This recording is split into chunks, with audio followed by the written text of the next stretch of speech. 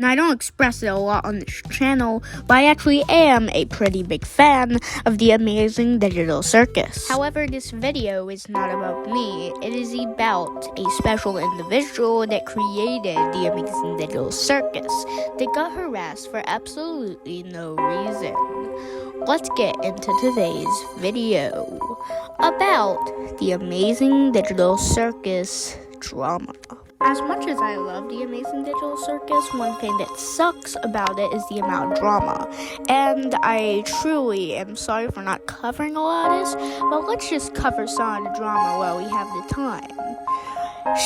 Gooseworks, the creator of TADC, got harassed for saying that Pomni and Jax are the main characters of this show. There's also a bunch of other petty drama that doesn't really matter. I'll cover that in another video, but I don't really need to today because we are focused on specific drama. Glitch was able to arrange a way for the episode 9 finale to be able to hit the big screen. However, it hitting theaters created two problems for them. Number one, there was a 2-week gap between it going to theaters and it going to YouTube and Netflix, which means you would have to wait 2 weeks if you are a Netflix or YouTube watcher. Number two, it was a limited release. And if you don't know what that means, it means it is only released in select theaters. For starters,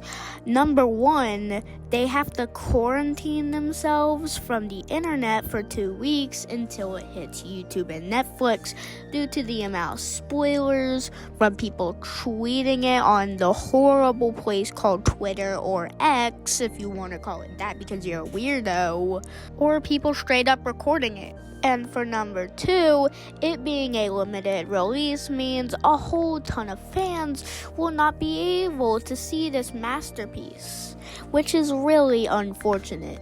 This is due to, from I know, censoring, and Glitch says that they do not want to change the original media just for one country because they do not want to mess up the vision Goose had. As much as I love this decision, as I love them not wanting to hurt this series by changing it at all, I also think that it is very sad that some people cannot see this movie.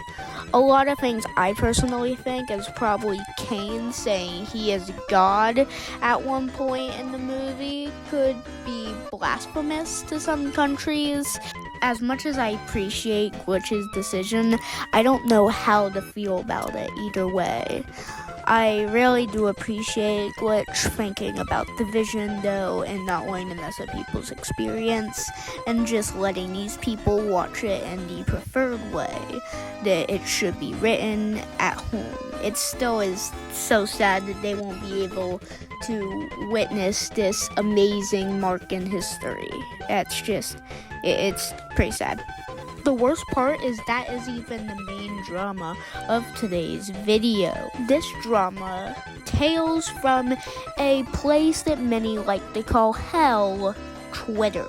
The post starts with someone named Matey, LadyBugetta.bluesky.social, shout out to them, on Twitter saying, "Goose, I've seen on Twitter that they're leaking the movie. I don't know if it's real." Then Gooseworks says, "I haven't seen what the leaks even are, but I'm gonna guess probably not. Goose, I think they're real. They're getting copyrighted." Who cares? Me, personally, I thought the response was pretty funny and valid. And then I realized that not many people agreed with me on that opinion. Gooseworks got harassed for no reason just because of her response, while the leaker got to sit there watching it all. Not many people harassed the leakers, and more people harassed Gooseworks and thought that she was in the wrong, which just isn't fair to her for her acting mature about it and not like a child, which the majority of the Amazing Digital Circus community clearly acts like. This is not fair to Gooseworks whatsoever and makes me very mad to think that people are this horrible on the internet.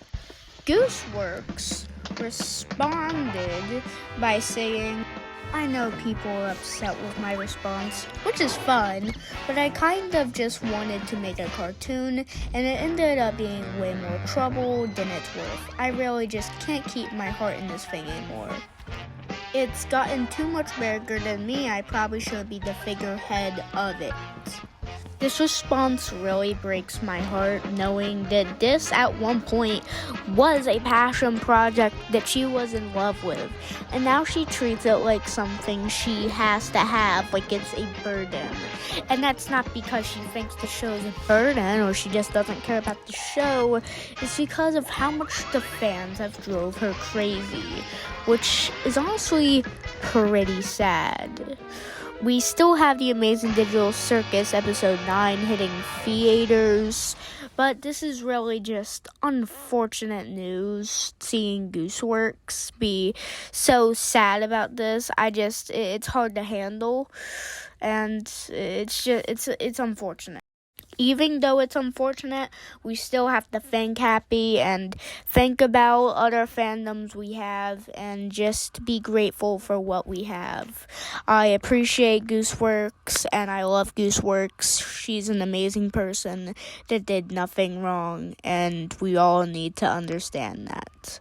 I hope you guys, because I know you guys are good. You guys are good, right? But I know the guy sitting next to you.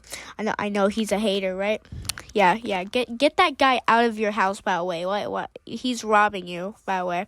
Anyway, that's not important, but it is. But that's not the point. I hope you guys enjoyed this video, and like and subscribe if you want more indie news. And thank you for your time.